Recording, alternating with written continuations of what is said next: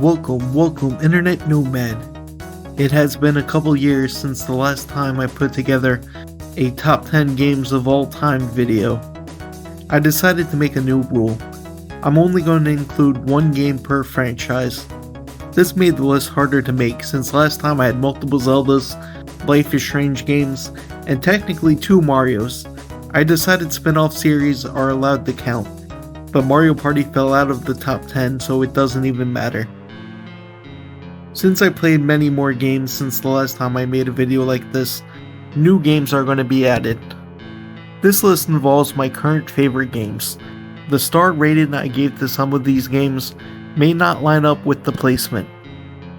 I am also going to have a second list based purely on the story. For me, I like games with simple gameplay. Sometimes I'm completely cool with less gameplay if the story is great.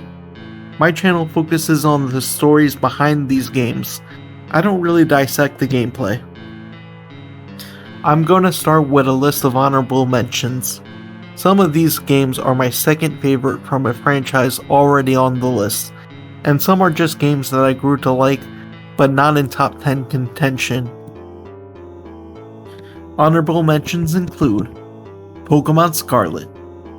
I know this game shouldn't be in my top 10, but something about the new battle mechanics, where you could send Pokemon out and they battle without initiating the fight. There's major problems with this game itself, but I had fun playing. The story has a bizarre twist, which I thought was cool for Pokemon.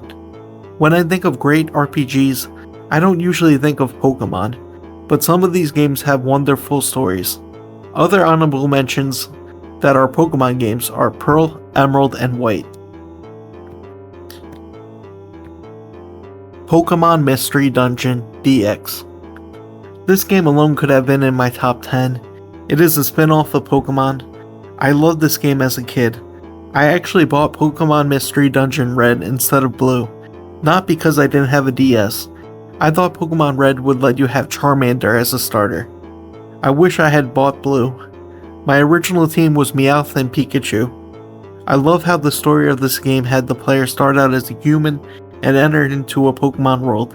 It almost allowed the player to put themselves into the shoes of the character.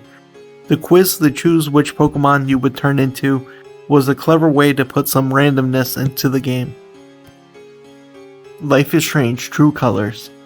While I loved Alex and Steph on their wild adventures, this game cannot compete with some of the earlier Life is Strange games.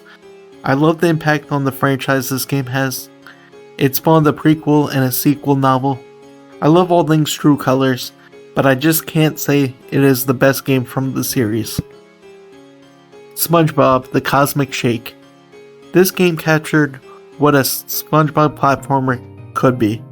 I love the silly in-game explanation for why the ending resets everything after you beat the final boss. SpongeBob always has a place in my heart. It is one of my favorite childhood shows. I cannot wait for the next adventure.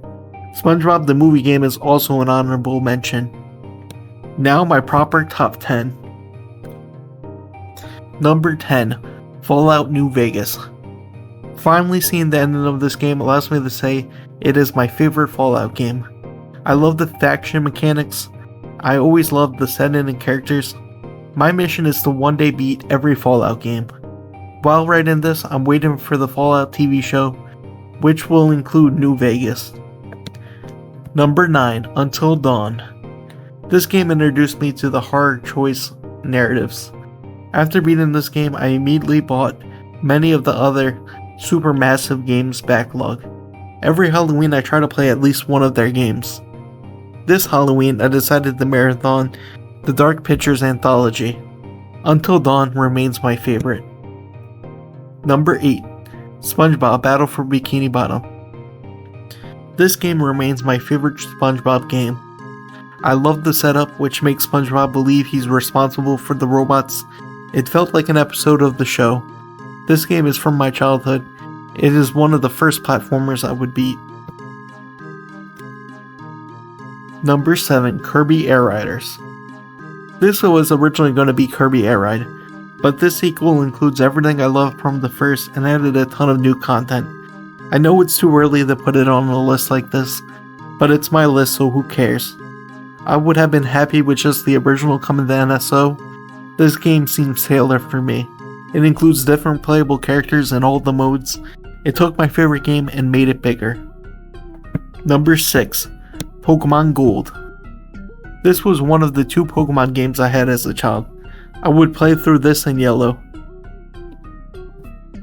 I loved how they offered 2 regions instead of 1. This means more badges and more Pokemon.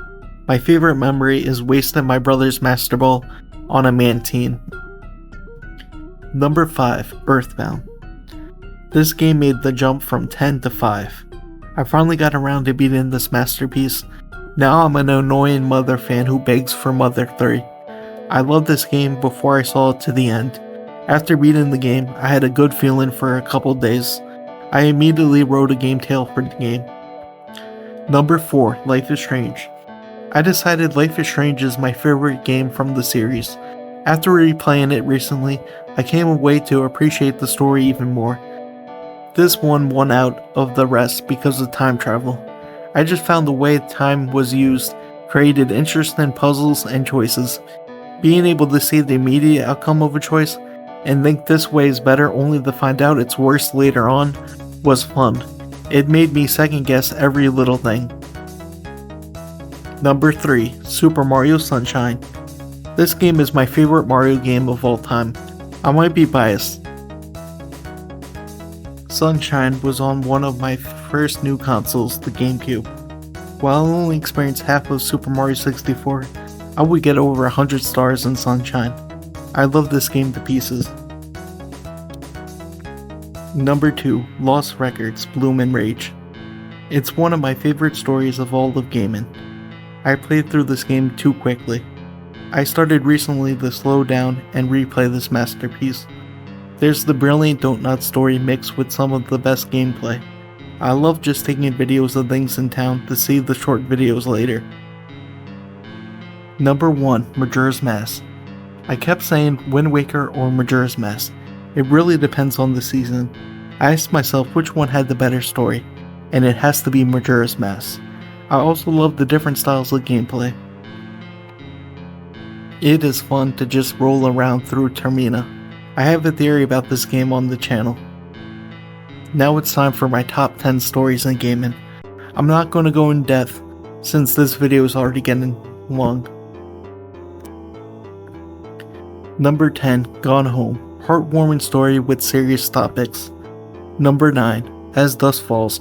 Great dual narrative. Number 8. What Remains of Edith Finch.